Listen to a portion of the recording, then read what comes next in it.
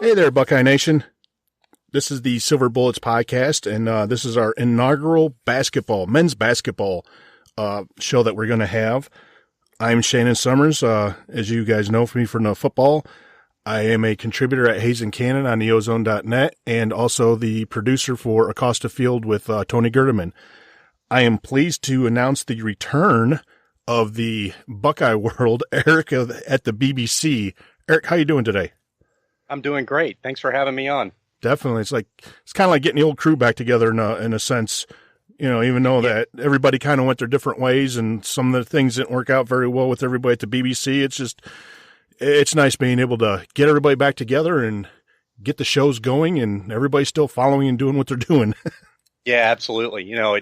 It's too bad that the BBC sort of fell apart, that, life got busy for everyone, but, it's good that we still stay in touch, and hey, things like this can happen, right? Definitely. And a lot of us don't have time for writing, so that's why we turn to the podcast and try to make ourselves sound smart. So emphasis on sound. Exactly. All right. With that, we'll go ahead and jump right into, we're 3 games into the season, the new era, as we will. We kind of mentioned this before we started recording, but we definitely have to touch on it. The new era, the post Thad Matta era. It's revisionist history, I guess, if you would like to call it that, with, what we kind of know now as far as the way Thad wasn't able to bring in the top recruits. You had Mr. Innocent in Louisville, the 3-question, lie detector test to prove his innocence. So, are you on the same bandwagon that we pushed him out too soon and we didn't give him enough credit? So those are 2 separate questions. I definitely don't think we pushed him out too soon. However, I definitely think we were too hard on him. So why don't I think we pushed him out too soon? If you think about Thad Matta and the way the last few seasons went, it seemed like things were just sort of falling apart, that it was slipping out of his control, that there was nothing that he could do to really get a cohesive whole. And, maybe some of that was just he got a couple of rotten apple players, like we saw the 4 players get forced to transfer out, and Matta said good riddance the summer before his last season. But a lot of his difficulties, I think, were centered around the back issues that he had, that they were limiting his ability to recruit and his ability to coach. And that was starting to lead to other problems, discipline problems on the court. And, we were seeing that manifest itself in dwindling returns in the win-loss column. Yeah, I definitely agree. I mean, there was a pattern that was starting to emerge, and it was sad to see. I mean, it's just, I don't know. The way, for some reason, great coaches for Ohio State, they don't have a gracious exit or the ability to go out on top. And granted, Thad Matta isn't at the same level as Woody Hayes in football punching out, or not punching out, but punching a Clemson kid in order to lose his job, or Jim Tressel resigning because he lied to the NCAA. But you would have thought or hoped that he would have been able to go out with like a national championship or something after having the most wins here at the school. Yeah, I agree. It's a crying shame that he was never able to get a national championship. I was absolutely convinced he would be the one to do it. He's just such a fantastic head coach all around that it's very disappointing that he wasn't able to make it happen. Of all the regrets, I think that's got to be the biggest. But I mean, at the end of the day, we learned a lot when he was forced out, and we started to see stuff about the Braxton Beverly situation. I think that was when we really started to see inside some of this world of college basketball recruiting. For those who weren't aware, Braxton Beverly was a recruit, came into Ohio State, enrolled early, and started taking classes this last summer, only to have Thad Matta get fired a week after he started his classes. So when he transferred to NC State, he tried to start this season for the Wolfpack, but the NCAA wouldn't allow him to play because, of course, he had taken classes at OSU. And so we saw a letter written by Thad Matta that expressed that he had screwed up, that it was a coach's failure that caused the problems with Braxton Beverly. And I think we learned a lot about Thad Matta's character right there. We something we should have known before, but, you know, for Thad Matta, it was always about doing it the right way. And that's how he went out. He had his press conference and said, I hope I am remembered for always doing it the right way. And I know I, for one, will certainly remember that. Oh, I definitely agree. I know one of the episodes of Acosta Field, Tony Gerdeman and I were sitting there talking about it. And Tony made mention that, you know, there was times that Thad had come up or Gene Smith had come up to Thad and say, hey, what about player X? You know, what's going on with this guy? And he would say, well, player X wants, you know, this or that.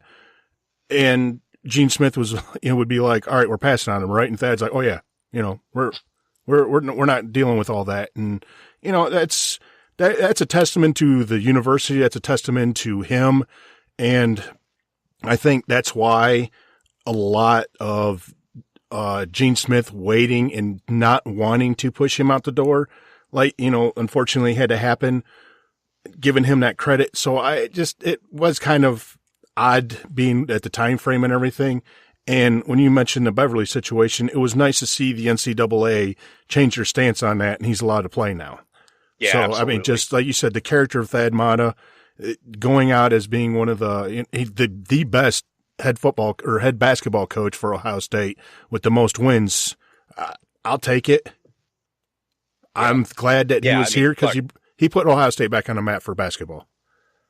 Absolutely. There's no question about that. And he's going to be a Hall of Fame coach, whether he has a national championship or not. He well deserves to be a Hall of Fame coach. At the end of the day, he is one of the best, if not the best head coach Ohio State has ever had. We'll see how Chris Holtmann does, but he's got a lot to live up to. Oh, definitely. And, you know, now we welcome in the Chris Holtmann era. We're 3 games in. He came in with a bare cupboard, we'll say, just based on everything that happened with the recruiting. And like you're talking about the 4 players that transferred out. And then, Lyle, he had this, whatever, he quit school and then he wanted to come back and all that. So, I mean, went completely crazy. And yeah, exactly. Who knows what happened? So, I mean, Holtmann comes in and he goes and suspends Funderburk right away. He transfers out and gets, you know, he leaves. And it's a whole new era. And in this era, we're 3-0, have a new team, a lot of new faces. I mean, even one that went from the enemy to he went from the dark side to the good side. So. Yeah, it sure did. So, I mean, it's going to be fun to watch. And, you know, where do you want to start at here? Do you want to talk about the players? Or you want to talk about Holtmann or? That's a good question. Let's just see where it takes us. I mean, you started off by saying we're 3-0. Let's start there. Yeah, last game we just played, it was Texas Southern. First game a lot of us got to see because it was on BTN. I have not purchased a BTN Plus package yet, which I think I'm about to because of women's basketball and wrestling. But yeah, they just last night 82-64 against Texas Southern. Before the game, there was an announcement of a suspension, which, like we were talking about with the new era of Chris Holtmann. Caleb Wesson was suspended 1 game for time management issues, which was weird because, like, right before, I don't know, probably about 2 hours before, I guess, when the media started getting there, they were talking about how he was working up a good sweat, working on his jump shot and everything. And then he was on the bench cheering on his teammates and getting them going. I mean, hey, Texas, man. Go ahead. Got to get your time management right, apparently. Dave, you know, if you're going to start setting rules and setting boundaries, you have to do it in your first season. And if that player is definitely, you know, all the players are aware of it, all the players understand it, and he responds by being on the bench and helping his teammates out and cheering them on, that says a lot of things about maybe the possibility of where this program's going. Yeah, I agree completely. It showed good development of leadership, right? Mm-hmm. Take accountability, take responsibility for your actions, and accept the consequences, and then move on, right? I'm extremely impressed. Exactly. Is it you said Caleb? Is it Caleb Wesson or Caleb Wesson? Caleb's. I'm not very good with names 9 times out of 10. I can't pronounce these names anymore. So I know a lot of them. Mr. Wesson, I apologize if you happen to listen to this. Yeah, well, we got to learn. I mean, because there's 2 different Wessons on the team. So yeah, Andre is the other one. Thankfully, right. I can pronounce that. Yes. But then last night I was listening to the announcers pronounce Keita Bates Diop, and is that how that's pronounced? I yeah. Keep track. Speaking of Bates Diop, last year, what was it, a couple of weeks into the season, he gets hurt for the year, or maybe a month or so in the season. And granted, last year it might have changed some things, but this kid is he's pretty good. He's not great, but he's really pretty good. Look, he's exactly what the Buckeyes need. He is a solid, on the floor, do it all kind of guy, right? He scores, he rebounds, he makes certain that he doesn't always have to be the go-to guy, but he is the go-to guy if the Buckeyes need something. You always got to have that kind of player, right? So, I was looking at his stats earlier. He's scoring 19 points a game and 11 rebounds. He's averaging a double-double. Yeah. That's pretty impressive. Yes. Right? I mean, straight up, good players. That's beyond a good player. That's a great player. So we're seeing the emergence of someone who is definitely going to be a key cog for this season. Maybe we saw it coming. He was a highly touted recruit, but I think he's reached a level I didn't expect coming into this year. Yeah, definitely. I mean, and when I say not great, I meaning he's not ready for the NBA. Just he's here for a one and done kind of deal. So when people listen to this, I don't want to get confused. This team does have some talent on it. I was impressed with. I think this is redshirt freshman year, Micah Potter.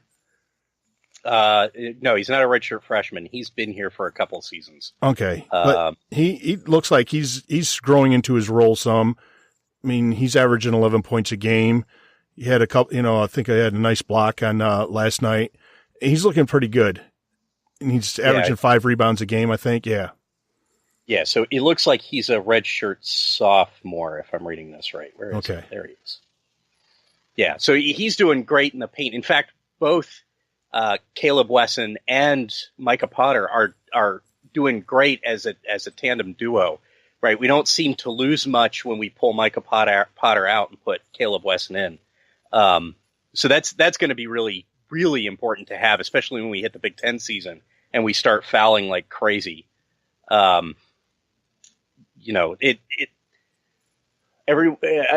it feels like people downplay how tough the Big Ten can really be, and having strong front court play is going to be just so critical. And it looks like these guys are at least going to be able to give us something akin to decent front court play. Yeah, one of the weaknesses for Ohio State, it looks like, is going to be their backcourt. And yes, especially like you were talking about foul trouble, it just, they don't have a lot of depth there. They don't have a lot of talent there. I mean, the outside shot, you got a streaky Cam Williams once in a while that if he gets hot, he's good to go.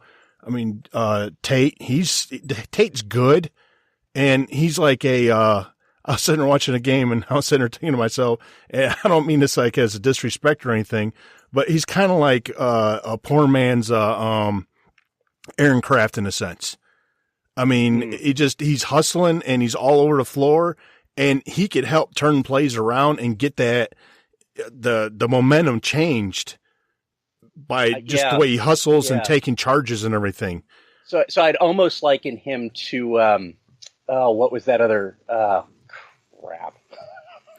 What is his name? He was here for 5 years. He came in with the Thad 5. Hold on, I'll get it. David Lighty. He's a poor man's David Lighty. Yeah. Right? He's a swing player that can play anything between the 2 and the 4 very effectively, and maybe he can play the 1 once in a while. He's an all-around solid player, right? He's not going to score like Bates Diop is, but you can move him around the court as you need. He plays pretty good defense based on what I saw last night. In fact, I was impressed by the defense that the entire team played, except for one stretch middle of the second half, but we'll get to that.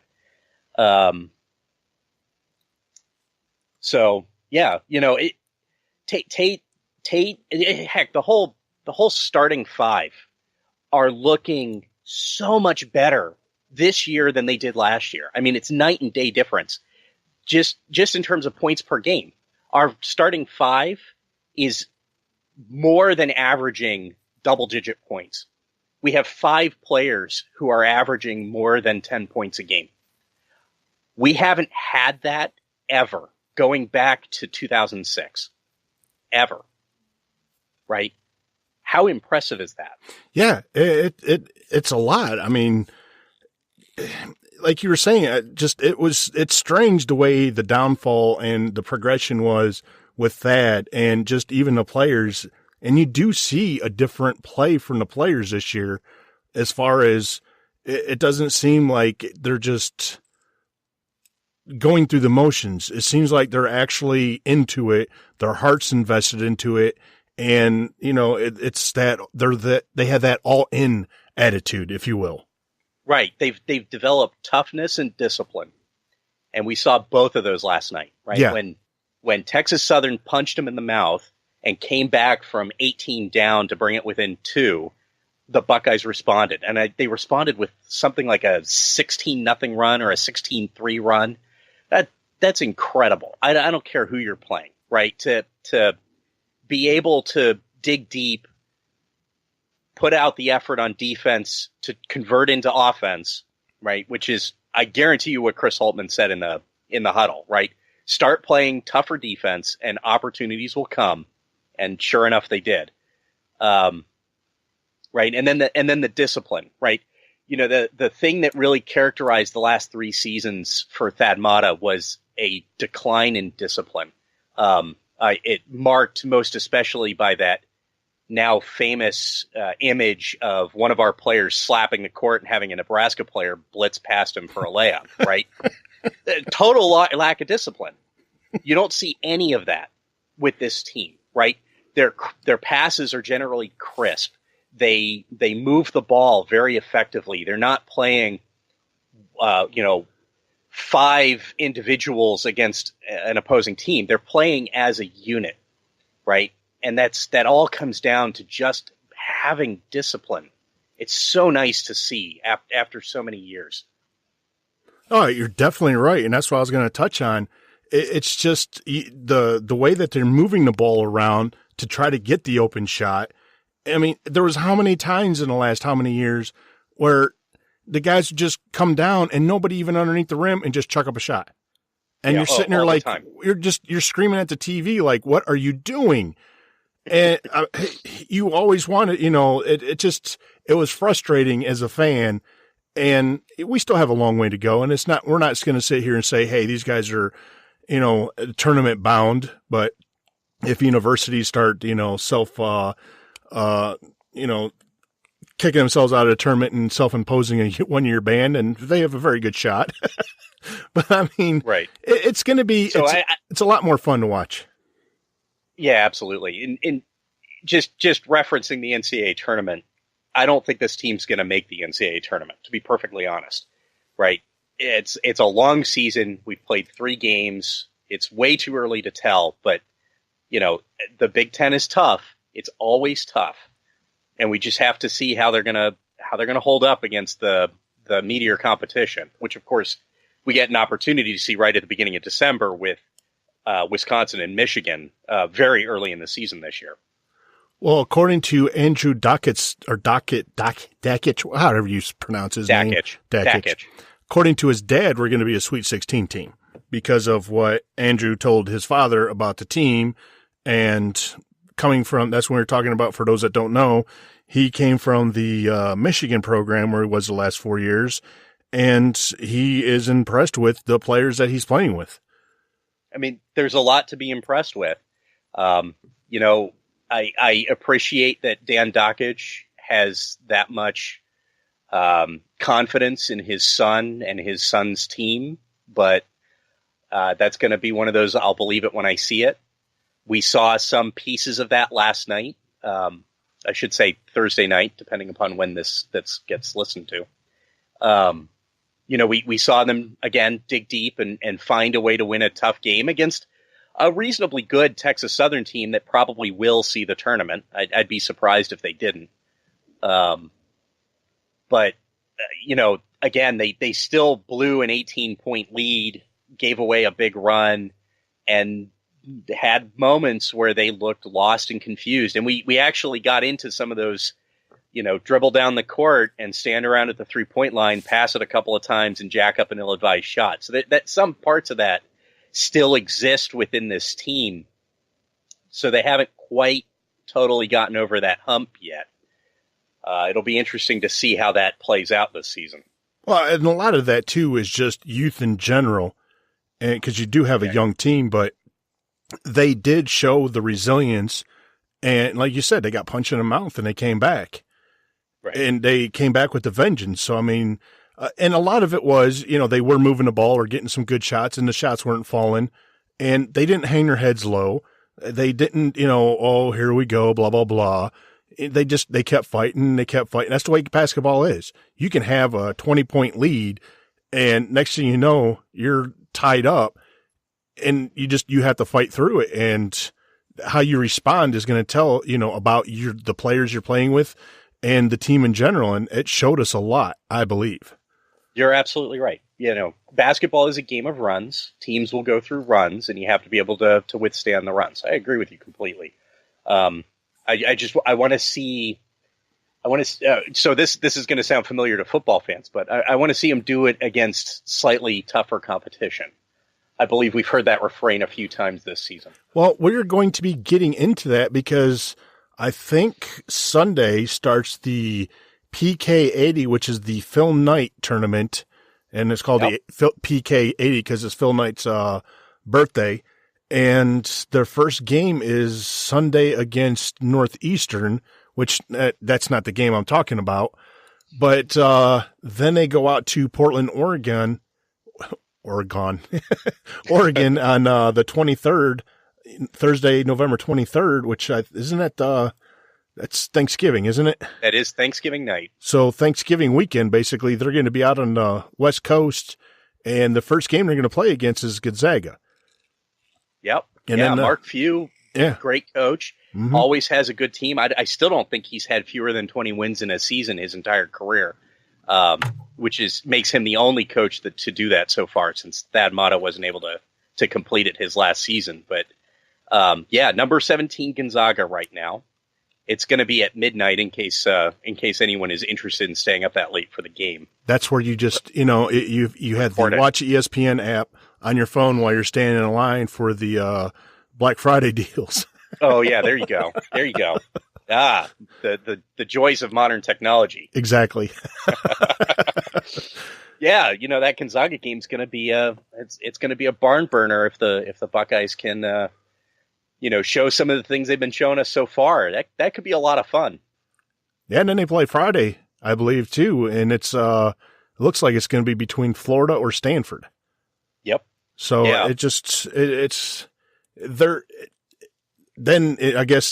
don't know if they are definitely playing on Saturday or how the tournament's all going to work out. I haven't looked at the whole, tournament brackets and everything, but it looks like they're going to be playing, 3 days in a row out on the West Coast, and it's not sorry teams. Right.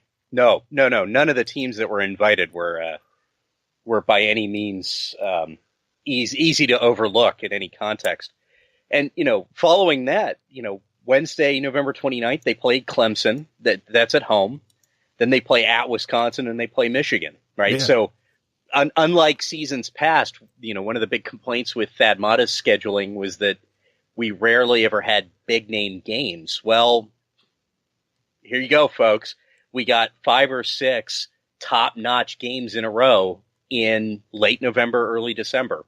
Not going to get a whole lot better than that. No, and the Big Ten itself they're starting early from now on in the beginning of December because they're adding more games into the Big Ten season.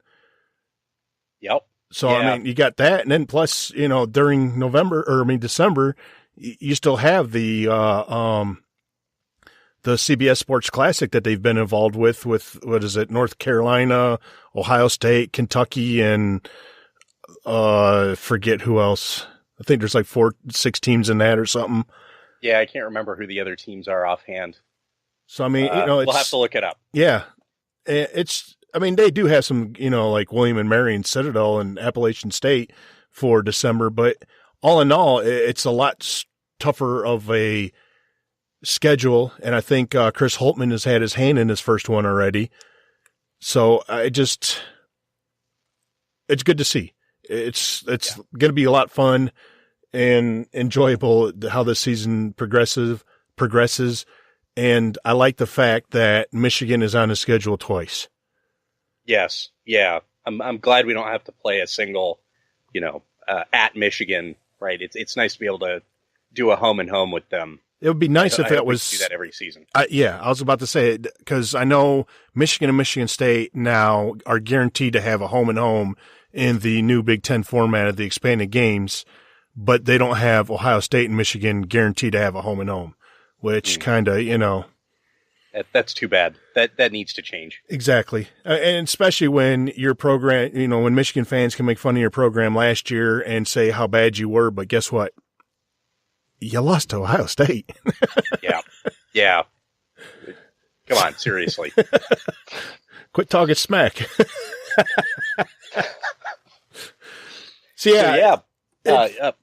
Buckeye fans, seriously, you start going to the games, man. The team is looking good. Things are improving. We're seeing nothing but good signs, and the opponents are going to be improving.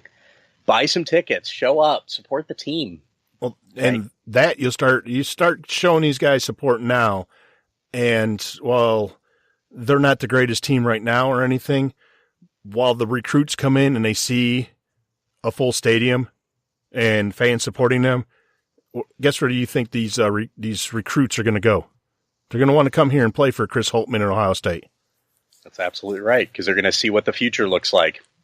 Exactly. Future's looking pretty bright. You're going to need shades. Good 80s reference. Exactly. So, speaking of Chris Holtmann and making changes, Holtmann making changes in the context of the schedule. He's also making changes in the culture, right? Mm-hmm. We saw this week that he showed up at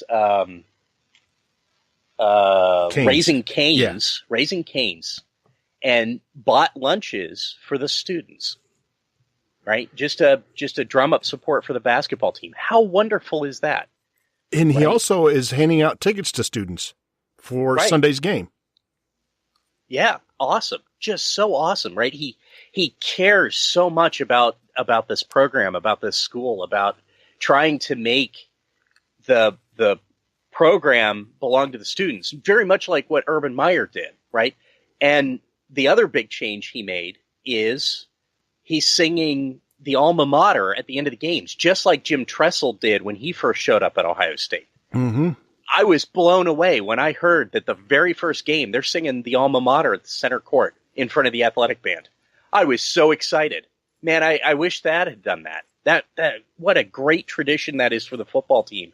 And to have the basketball team doing it too is just awesome. I love that. It is. And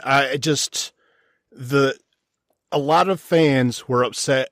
I mean, don't get me wrong, and I was in this category also. I made mention when Indiana let go of Mr. I'm cutting down the nets of the loss, Tom Crean. Yes, I'll never forget that. But when they let go of Tom Crean, I was like, look, if you're going to make a move, you have to make a move now. Indiana has always historically been a good basketball school.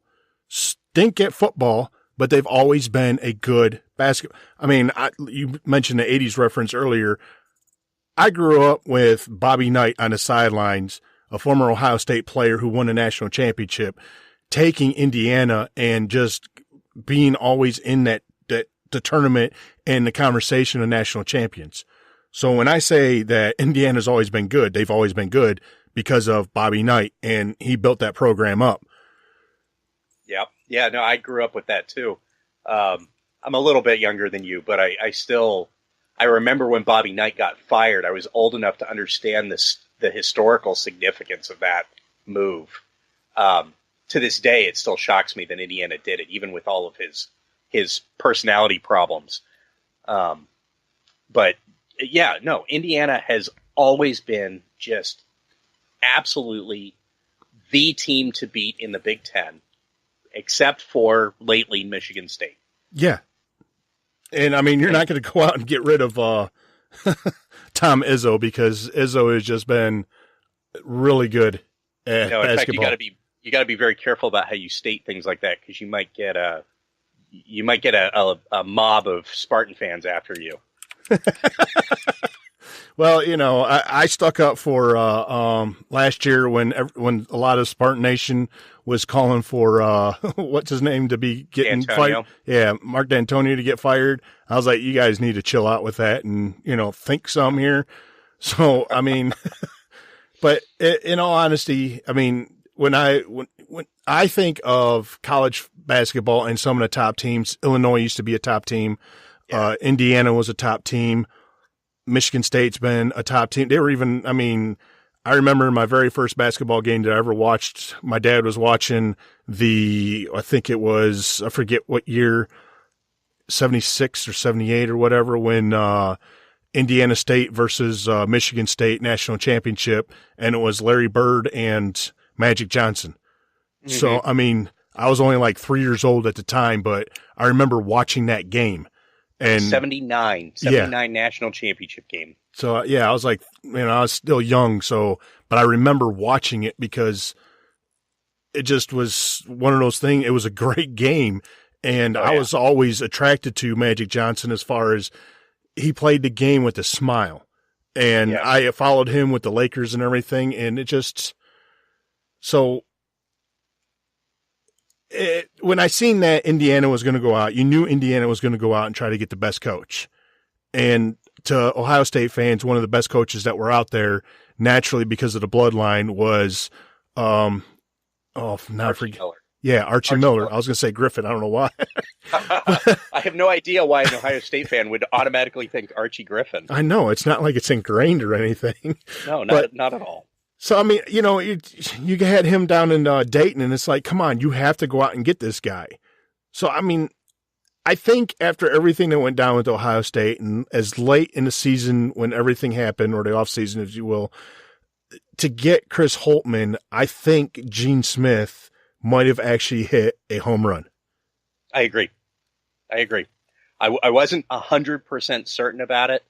When we were looking for Thad Matta decades ago, right after we fired Jim O'Brien, my immediate reaction was we need to have Thad Matta before he was even being sniffed at by the Buckeyes. So when I heard Chris Holtmann's name mentioned, I wasn't as certain about him as I was about Thad until I started looking at some of his resume, reading some of the articles about him, and then I really started to clue in that this guy really has it in the right place. And again, just like Thad Matta, he's going to do it the right way. And that matters more than anything, especially with, the FBI breathing down every college basketball team's neck these days. Yeah, it's just, it's interesting the way how it's going to go. I mean, you look at Indiana getting him, and I was kind of upset. But at the same time, if you look at Indiana right now, Indiana, I think, is 3-2. No, I don't think they've played 5 games. I think they are. Or these just were 1-2. Oh, is it 1-2? Okay. I'm gonna check that right now. You continue with your thought, and I will let you know what I find. The 2 wins are exhibitions. You're right. They are 1-2. They've beaten Howard. They've lost to Seton Hall. They got crushed by Seton Hall, and they got crushed by Indiana State. And it's early. I'm not going to say it'll be fun to joke around and say, did Ohio State get the better coach? So, it's way, way too early for that. But I will say, just joking around, as long as Indiana keeps losing, we did. Yeah. Just because I want to feel like we came out on top. Yeah. I'm surprised at how hard it's been for Archie Miller to get Indiana playing Indiana basketball. It boggles my mind because he's not a bad coach. No. He comes from a good coaching family, and I cannot explain the difficulties that Indiana is having. It does not make sense to me in any context. So, yeah, I'm truly excited that we've managed to get a top-notch coach and have more success than the team that stole away what was supposed to be Thad Matta's replacement. Yeah. Yeah, and at Butler, I'm sorry, but I'm not sorry. Or should I say, I'm sorry that I'm not sorry. Nope. Just sorry, not sorry. You guys will keep trucking along and putting out good coaches for the rest of the nation to enjoy. And, we will take, we will take this one and run with it again. So yep. At least we didn't steal him directly from them this time. Yeah. Or I mean, we didn't steal from them directly the last time. We did it this time. Yeah. Well, I mean, the biggest thing now is, like you were saying about the way he getting the students involved, buying, just getting the word out and the singing of the Carmen, Ohio and all that. And just, he is all bought in. And I know where my position I work at for the football games is over there to North Rotunda. And after the players and recruits and everybody come out of skull sessions and it's all roped off, and he's always with, players and they're coming over and stuff. And Scooney Penn's, I guess he's part of the program working with them or something. So, I mean, it's nice to see he's like Thad was with the basketball and football. They're kind of together. Right. He's buying into the culture of Ohio State. Yes. Right. He's buying into the history. He's buying into what Ohio State means to the fans, to the players. It's an important move for any coach to make, and he's doing it in spades. There's no question he is all in. And if I'm not mistaken, didn't Thad Matta have something to do with trying to find the next head coach also, along with Gene Smith? So when he was let go, he said he was going to hang around and help with the coaching search. That's correct. And I'm sure that he's still hanging around somehow, some way, and still being a part of the program, because he might not be the head coach, but I'm sure that him and Holtmann are communicating and, getting everything squared away. And like you said, he's got big shoes to fill. I desperately hope the program is keeping Thad Matta around, because Thad Matta was a great coach. He's a great part of Ohio State basketball history. He has everything still to provide for the Buckeyes.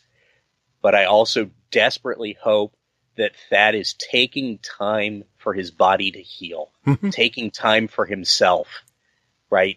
One of the things that, going back to his back issues, I really think he was driving himself into the ground trying to be the coach of the Buckeyes.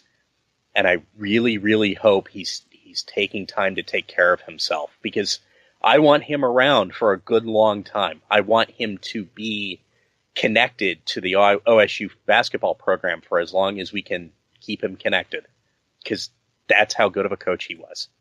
I agree. Straight up. Not just as great of a coach, just great as a human being.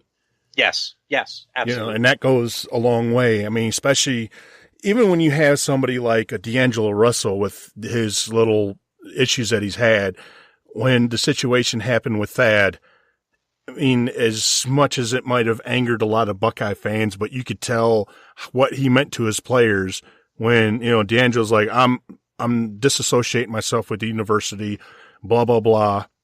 But all in all, a young kid reacting right in a knee-jerk reaction. And I think he did an interview a couple weeks ago wearing an Ohio State hat or shirt or something like that, and he's back associated with the program. So I'm sure in some way, shape, or form, Thad and Chris Holtmann got together and they talked to him. Yes. Yeah, absolutely. Because you definitely don't want a top player like that and to sit there and be, saying something negative, and that's going to hurt your recruiting down the line. So, I mean, it just goes to show that since he's not disassociated with the program and he's still somehow connected and wearing his Ohio State stuff, that the human being that Thad is, he reached out and squashed all that. Yep. You get no argument from me about Thad Matta being a great human being. What a wonderful guy. Definitely. Straight up. Period. All right, well, that's going to do it for this episode of the inaugural men's basketball. We're going to be doing a women's basketball. I'm going to have Chris from the BBC and, oh, my Lord, Charles. Oh, great. So Chris and Charles are going to be doing a women's show, which I will either produce and just hang back or be involved with them. So we're going to cover women's basketball, like maybe once every 2 weeks, once a week or something. And I am actually trying to, I have to wait and see, but another familiar BBC voice and one of the OGs for the podcasting world might be a wrestling sidekick of mine. Joe Dexter. So stay tuned to that. Excellent. Looking forward to hearing some more BBC guys coming back on the air. Definitely, trying to bring a lot of them all back, bring them out of retirement. Dragging us back. Exactly. So, if you want to follow Eric on Twitter, it's Eric at theBBC. You want to follow me, it's just at Shannon CFB, and follow our podcast at SILVR Bullets Pod. I know it's kind of hard to figure out because you only have X amount. Well, they did add, you can do extra characters now, isn't it? So I'll have to check into that. 50 million characters or something. Yeah, so I have to check into it. Maybe I can actually have Silver Bullets Podcast as the Twitter handle. Possibly. We'll have to wait and see. All right, so we're not sure on the schedule how we're going to be doing this. It's still working it out. So, basketball fans, send us your questions. We definitely greatly love to hear from you guys, and we'll see you on our next show, which hopefully should be in the next week. Thanks for having me on, yes. Shannon. Go Bucks. Really appreciate it. Go Bucks.